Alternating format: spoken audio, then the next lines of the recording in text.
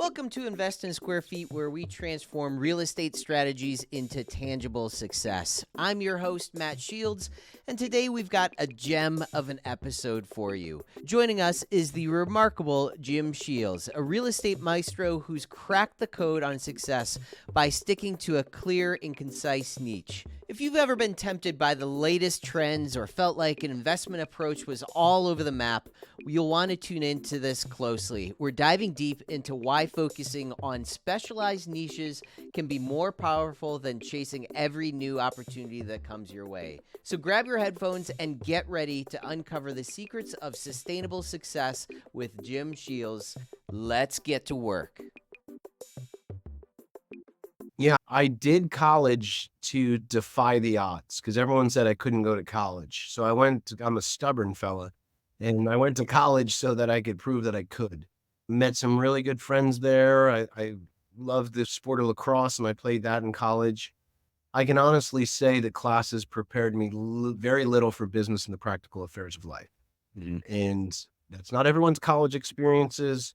But for me, it did very little for my today business career, and so I don't think when I really started to become a student, Matt, is after college when grades stopped. Is this going to be on the test, and what really is going to move the needle for me? That's when I started to read up on personal development and financial intelligence and learning about real estate investing, which I fell towards.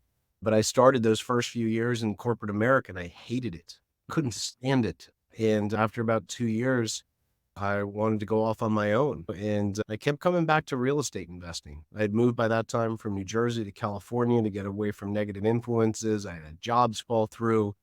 And I just thought, what do I really want? And that was my entry into real estate investing. 8 out of 10. That time, I think it said that the stats would always say 7 out of 10 millionaires in the U.S. made their money in real estate. Now I think it's up to 8 out of 10. Mm-hmm.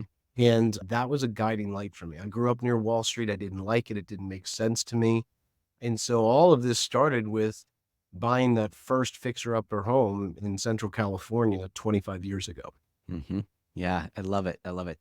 So you bought this house, fix it up.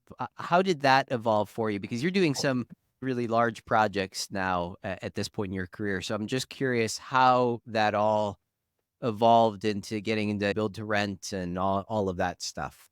Yeah, it's funny when you look at volume today of starting back then, I think the first one was harder than the volume today because you're just crossing such a threshold of unknown, of fear, of anxiety, of people who don't even invest in real estate saying, what are you doing? This is crazy. Mm-hmm. So there's certain battles that are worse. I remember that first year I said, man, if I could buy one investment property this year. And it's like, it takes the breath out of you even to say it. And then you hit that. And then the next year say, all right, if I could buy 2 investment properties this year, now you're just getting silly. And then all of a sudden, if I could buy 6 investment properties this year, now you're getting crazy. Can I buy 1 a month? Can I buy 3 a month? And it's that slowly you turn up the treadmill a little bit more, you put a little more weight on the bar, but you've worked yourself up to that. So what you could have never handled when you first started going to the gym, all of a sudden you've built a threshold, you've built a second nature of knowledge.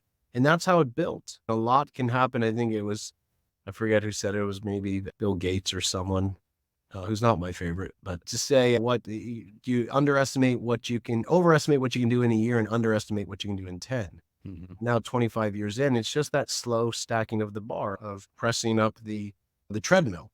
And so I think that's what I did. And there's always pivots, there's setbacks, but you learn lessons and you realize that no one really retires off of one deal. I just haven't heard of that very often. It's a multiple. And that's been one of my biggest lessons. Yeah. And that makes perfect sense, especially once you've gotten in and done some of these projects a few different times. And I'm curious from your perspective, coming from those initial single family homes and doing 2, 3, 4, 6, 12 projects a year, what were some of those things, some of those pieces that you had to put in place to be able to make yourself make that next step, put that extra weight on the bar? What were some of those kind of key things that you were putting in place that allowed you to be able to do more and more? Yeah, that's a great question. You always got to be taking inventory. I remember my mentor said, if you're doing the $15 an hour work, you're never going to be a successful investor. It just won't work. And so you have to be willing to let those things go, not because you're lazy, but for me, an ADD, red fire entrepreneur, you don't want me in the details anyway. I'm going to mess them up. So you don't want me doing the books or the admin. So you want to delegate that stuff as quick as you can to focus on where your highest and best use is. And that was for me, finding the deals and negotiating them. And so that's where I always wanted to be. So always handing those things off and then also taking inventory. I remember we talked about mutual friends, Jake and Gino, speaking on their stage years ago. Oh, you've done over 1,000 rehabs. I only actually did like the first one or two rehabs myself because I was so bad at it. I didn't have a skill for it. And I remember my contractor friend going, oh man, what are you doing? So I wasn't good at the rehab himself, but I could oversee the job. I could understand what needed to be done, but not do it myself. And that's okay. And so that was needed to be able to grow to the next level.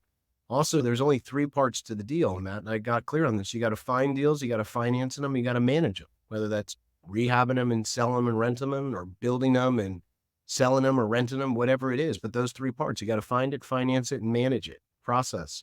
And so I was always trying to work on those three things. And what I've learned, that's a continual balancing act and integration, because sometimes there's plenty of deals and the funds don't seem there. Other times, man, I got plenty of money and deals to find. We can't keep up with the demand or the management or whatever it is. So you're always working in those three areas. And once I got clear on those three areas, Matt, I knew where I needed to delegate and where I needed to be actually the player in there. Yeah. And also, again, time wasters. I met so many guys, Matt, they'd be redesigning their business card for a week and a half. And let's face it, it's really not that important. And those are the types of things where what really moves the needle, and that's where you should be focusing. Yeah. And I couldn't agree more. And this is actually a subject that I'm really diving into right now, is just doing things as quickly as possible. And I'm a perfectionist myself, where I always want things to look great and be presentable, and no one's going to feel amiss if it's not all done yet when they see it. And it's just something that I'm mentally getting over right now. So I completely can identify with that. You mentioned delegation a second ago, and I feel like that's a problem that a lot of entrepreneurs don't necessarily understand how to do it correctly.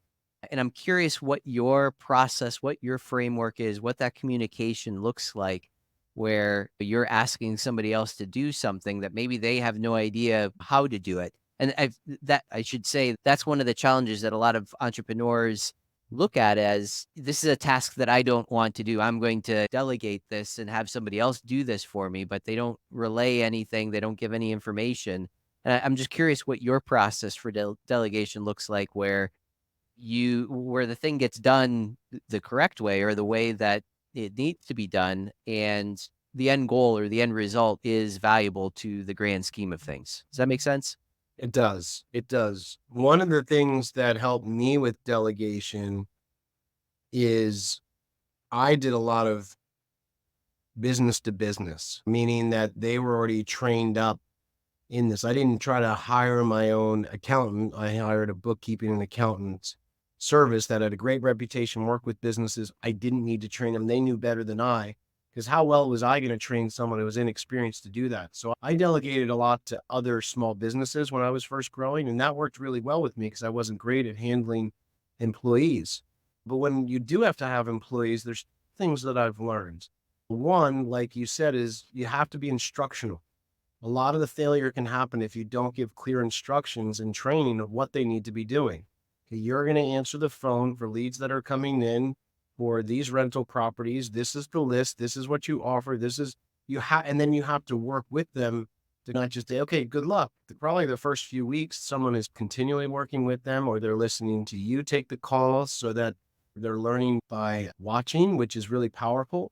And that can set things off on the right trajectory, where if it's just, okay, good luck, figure it out, that can be very overwhelming for someone that's not a self-starter or doesn't have experience. You really have to bring that in. It's our fault as the entrepreneur if we don't. The second thing that I got clear on, which I still struggle with, I have, Matt, but I've gotten a lot better, is expectations. Mm-hmm. Expectations are really important and something that can feel very authoritative to stay with or even mean. But what I've gotten clear on is if I don't hold expectations to people, I lose time with my family and causes I care about and things I want to do unfairly. Mm-hmm. And so I'll give you an example. For contractors, I made up a rule years ago. What are their expectations? There's only 3 simple expectations, Matt: on time, in budget, quality work. You got to be on time. You got to be in budget. You got to give quality work. If so, we got a great working relationship. And when I have clear expectations, I can separate the emotion of the person from the business relationship that we have. And that's really important because when we know their family, we've watched football with them, all this thing, the lines get very blurred. And that's why the expectations save both sides. Because they might say, well, you never let me know that it need to be within budget or done by this amount of time. And then so you haven't said it. But if you set it up front and then it doesn't work out, you've got a really important protector there for both sides. And so all of a sudden, if it gets emotional and you can really easily say, look, it's not that I don't like you, but this is what has to be done for this one part to run right. And if we can, I'd love to work together. If we don't, we can't. And this has taken me 20 plus years to figure out that expectations protect both sides. Yeah. And when we hold to the expectations, everyone can be happier, more successful. And when we don't, we make excuses or we ignore them or we're scared to call them out, then you can be encouraging bad habits to either side. And you can also really be causing detrimental harm to other parts of the business that you're not focusing on because you're letting this slide. I don't know if that makes sense. Absolutely. Yeah. And what was floating through the back of my mind too is I'm sure that you probably have some kind of a framework or something like that that makes sure that you're delivering these messages at the right time, because like you said, this should be a conversation that's right up front, early on in that relationship or start of a project, rather than at the end when I thought that this was what I was going to be getting. And I've seen on your LinkedIn profile how you talk about some of the frameworks that you use. And I'm curious to get into that because, again, I'm big on streamlining and documenting and processizing everything. So I'm just curious what that looks like for you. Do you have any type of process that new vendors or new contractors go through, and this is all part of that delivery? Or how do you get that communication going to make sure, and I guess this is actually across the board, make sure that you're delivering the right message at the right time for whoever that might be in the situation? Yeah, I can talk to you mainly. So what I oversee for our build to rent company doing turnkey new construction rentals is our sales and marketing. So my business partner, he's operations and management, overseeing more of that construction side, the more financial side. And I'm in charge of promotion and our sales team. And with our sales team, we set benchmarks of not just there's cause and effect, the cause that we need to keep doing, right? They say, fall in love with the cause and the effect will come. So are we answering emails and sending out this amount of emails a day? Are we doing an hour of prospecting? We set kind of benchmarks that are the exercises that put that weight on to get the exercise that are going to get you in shape. The stats show that they'll get you in shape. You'll do it. So what we start to show them is, again, repetition that causes results. And we try to hold them accountable. That's a key thing. But again, also upfront training.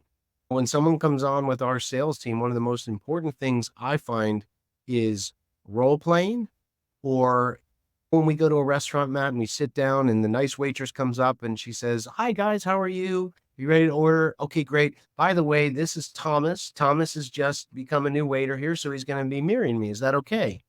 You go, sure, no problem. That's what our newer salespeople do with our more veteran salespeople. They'll join them on actual client calls after going through our handbook training, because if we can do that with them and then also do role playing, I'm a huge fan. My sales mentor taught me role play. That sounds silly. Oh, that's like playing charades. I'm not going to do that. That's stupid. This isn't kindergarten. Role playing has been one of the most effective ways to better equip my salespeople to serve our clients better and to get more sales. So those are some of the benchmarks and systems that I set in place, strategies in the sales and marketing perspective, and also marketing KPIs. Where are leads coming from? We need to track that. Oh, this many came from here. Gosh, I thought this was our major source. It doesn't look like it's bringing in anything. If you don't read your data, that's a problem, right? One of my mentors and friends, Vern Harnish, is the one who taught me the Rockefeller habits: priority, data, and rhythms. I was just with Vern 2 weeks ago. That's huge. If you don't know what to prioritize, you're in trouble. If you don't have data, you're in trouble. And then, as you talked about, Matt, you got to have rhythms to be reviewing them, right? To be working on these things. And so that's something I always try to go back to. Yeah, I love it. I love it. When you started really expanding and growing, what were some of those first initial KPIs that you were looking at? Because again, I feel like a lot of people get stuck in what is it that I should be tracking? What is it that I shouldn't be tracking? And obviously now you've got a lot of different systems and different people, I'm sure different divisions and all of that going on. So there's probably KPIs for each one of them. But I'm curious from your perspective, what are those kind of across the board main KPIs that you're always paying attention to? And maybe they are across different departments too, or each department has its own set of these same types of KPIs. Is there anything that comes to mind that these are the must-haves or these are the must-ones that need to be tracked on a regular basis? Yes, but we're going macro. Let's go micro first. You're Okay. starting out, you're a real estate investor. Again, we don't want you to be redesigning your business card for a few weeks, right? The biggest trap that I've seen, Matt, is when I first started going to real estate investor events 26 years ago. I would learn and I would go and I'd start to, like I was saying, those goals of buying a property and I'd come back. Well, there were these guys and girls there. They were like professors. Like they knew inside and out so many things that I still don't completely understand with different real estate niches, because we know there's tons of them. Oh, tax deed sales, tax default auctions, pre-foreclosure, you name it, all these different ones. I'm going, wow, like these guys know their stuff. But the only thing, Matt, is they were always about to pull the trigger on their first deal. Mm-hmm. And then it would go on for the first few years, and I'd see them back, and oh, I'm about to do my first deal, but they could explain any real estate concept to me backwards and forwards, but they didn't put it into action. And then they fizzled, and I never saw them again.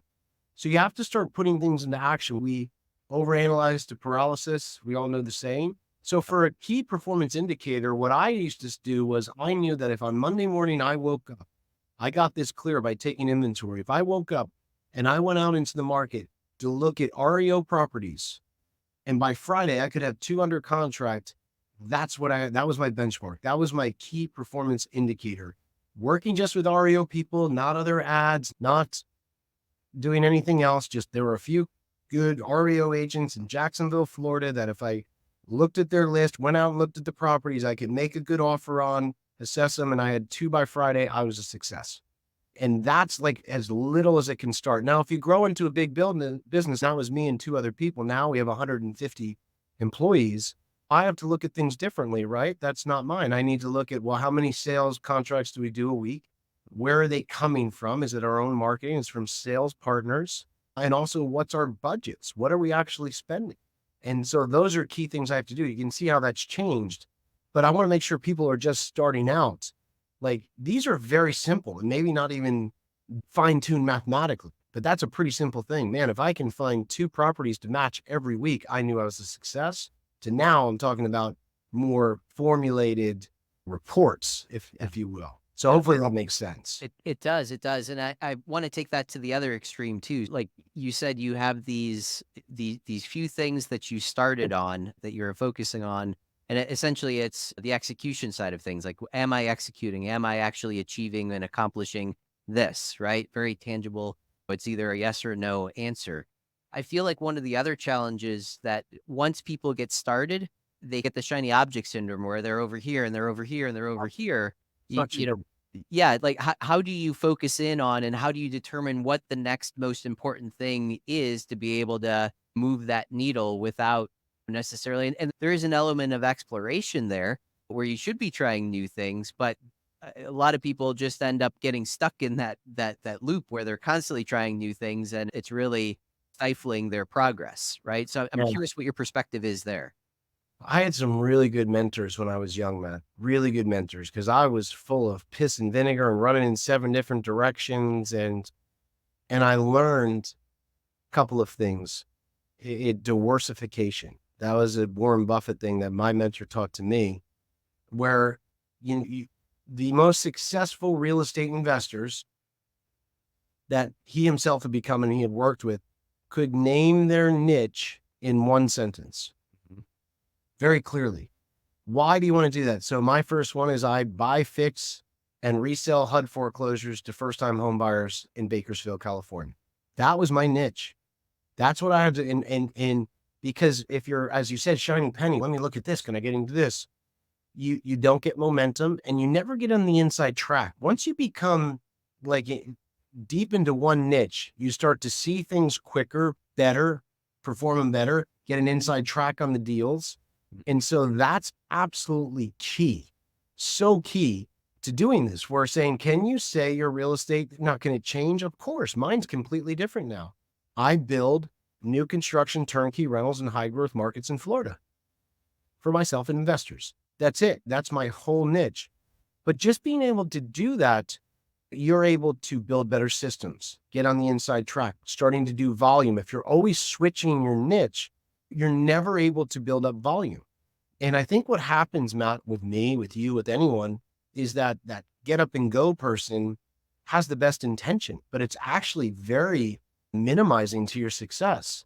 And my mentor also taught me that, hey, you're looking for excitement. You're looking for excitement. Stop. If you want excitement, go jump out of an airplane. You want to go skydiving. This money, making money, having a good real estate niche that makes you money, your investors money, it should become boring. Cranking it out. You got the crank. We all look for excitement. The shiny penny is exciting, right, Matt? It always costs us money. We could go from being seniors in one niche to freshmen in another. We get our butts kicked, and we end up coming back to our initial niche normally.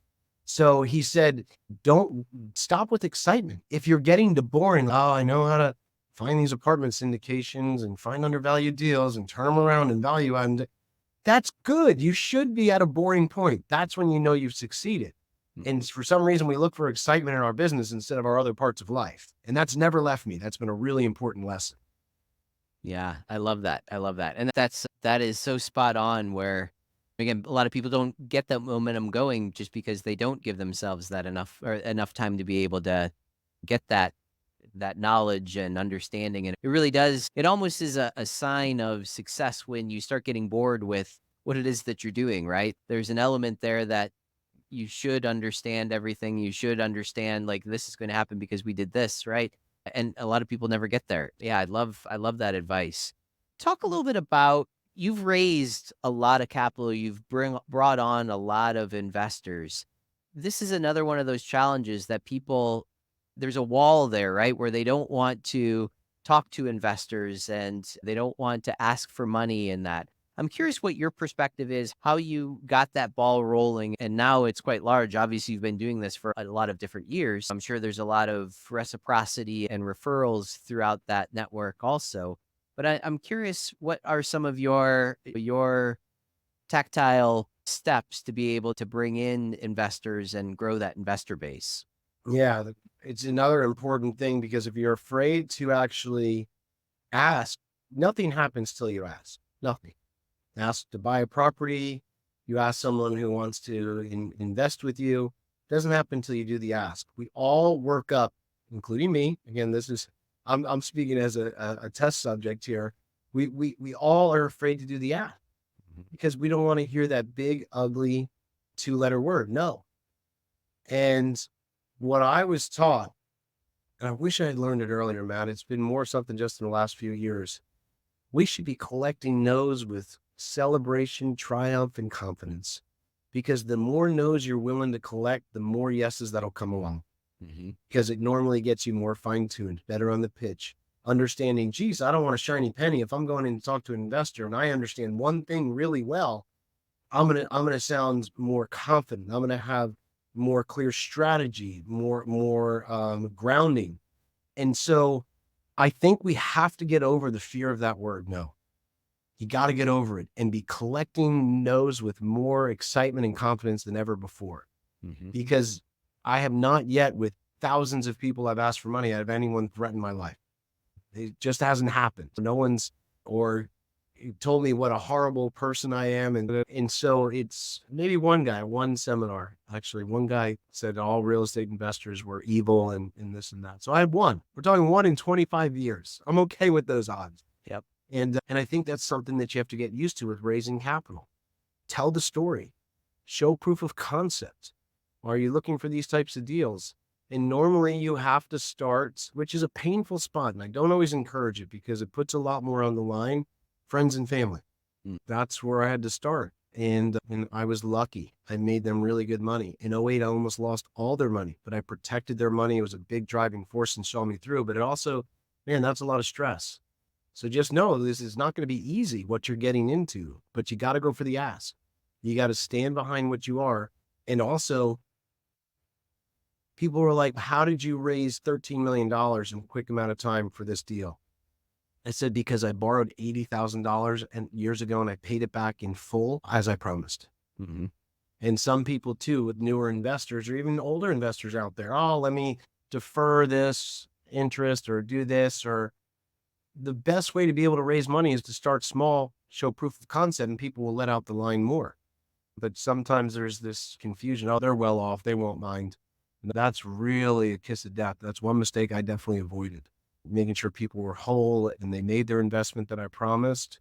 And if anything was going wrong, be very direct in communication and open in communication. That makes a huge difference. So for raising capital, you just start small. You know your niche. You get ready to hear the no's. You're like, oh my God, 4 people said no to me. That's great. So ask the next 40 and we might have 2 in there that say yes.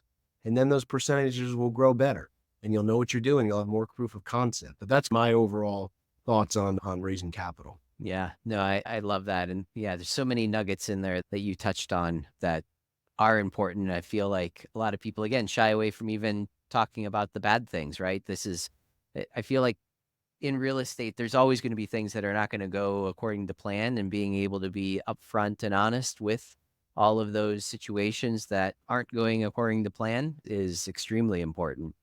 I forgot to mention this, and my listeners are going to kill me because I just did this a couple of days ago too, where I forgot to mention this part of the episode. So I'm going to say probably about a year now ago or so, I started doing this thing that I call life crafting, right? Right. And basically what I do is every Sunday I sit down and I write out my plan, my goals. I set 3 goals for myself every week, and I set the action steps to be able to achieve those goals. And what I realized when I was going through this process was that I might not necessarily understand how to achieve these. I don't know the action steps. I don't know the recipe to be able to achieve whatever this goal is. So I'm hunting and pecking here.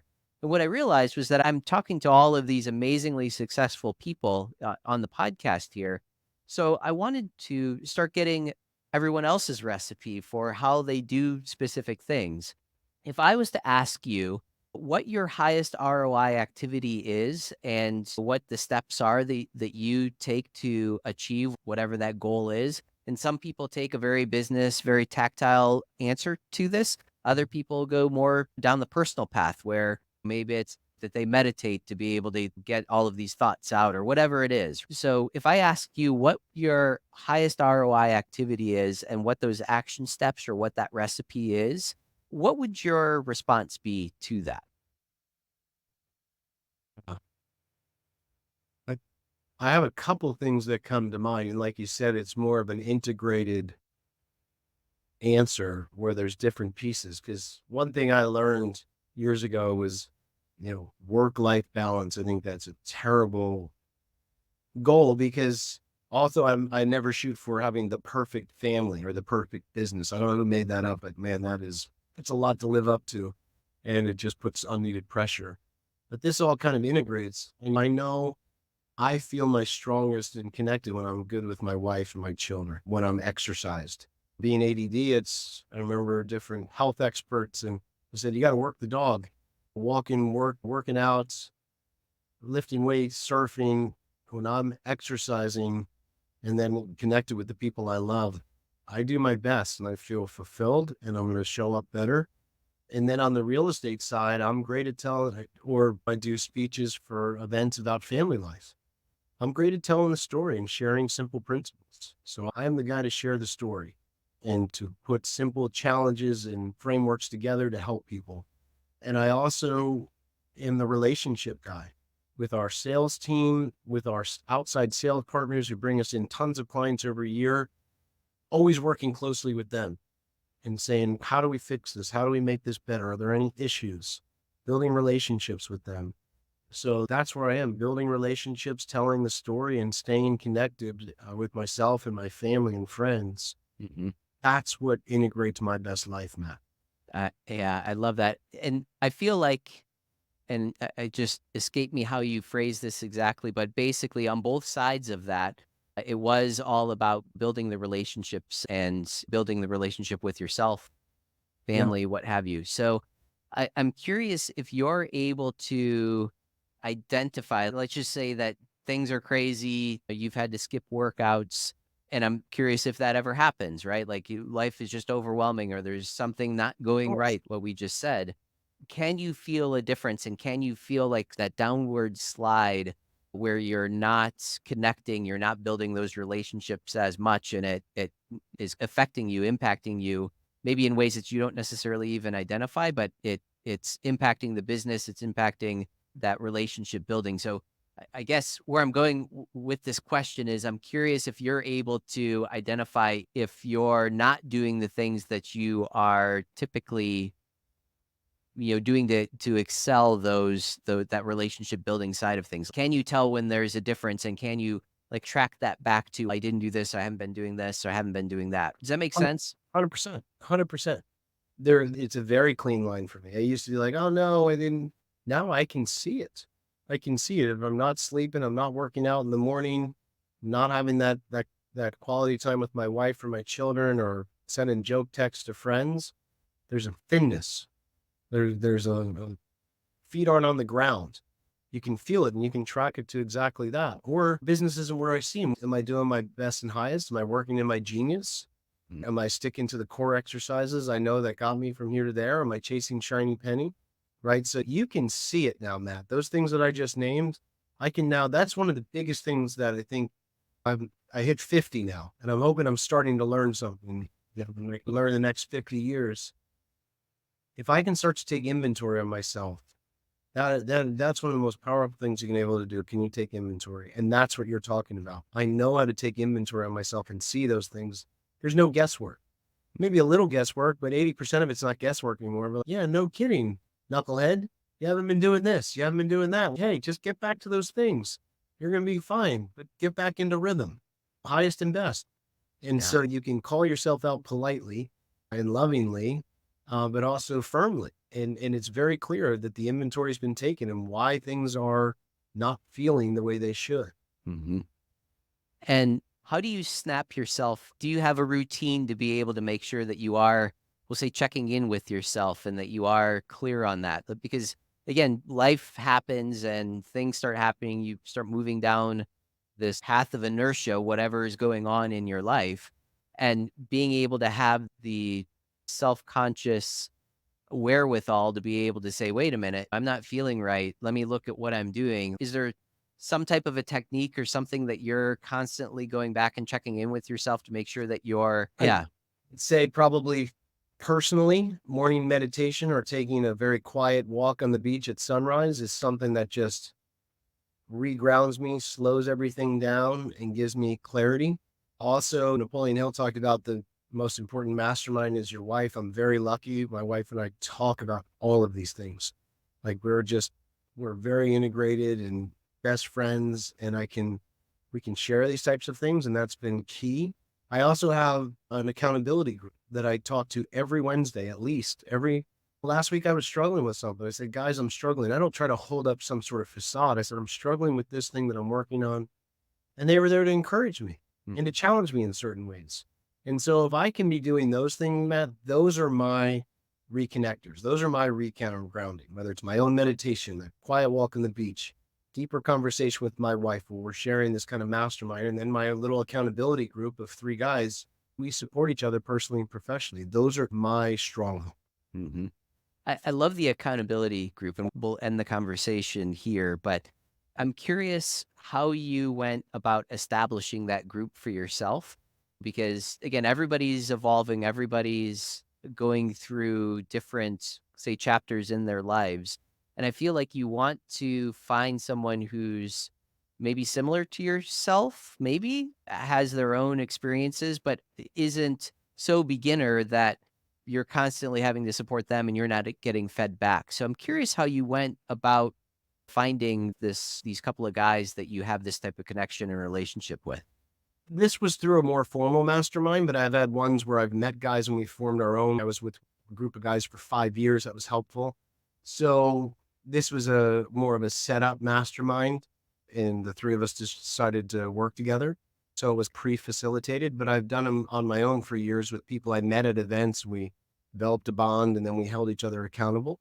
So this most recent one was more pre-facilitated, although the three of us already knew each other. And then it got formed up. So you can do it either way, really. Got it. But I agree. One thing I'll add with that, Matt, there's mentor-mentee. What I'm in, that's my peers.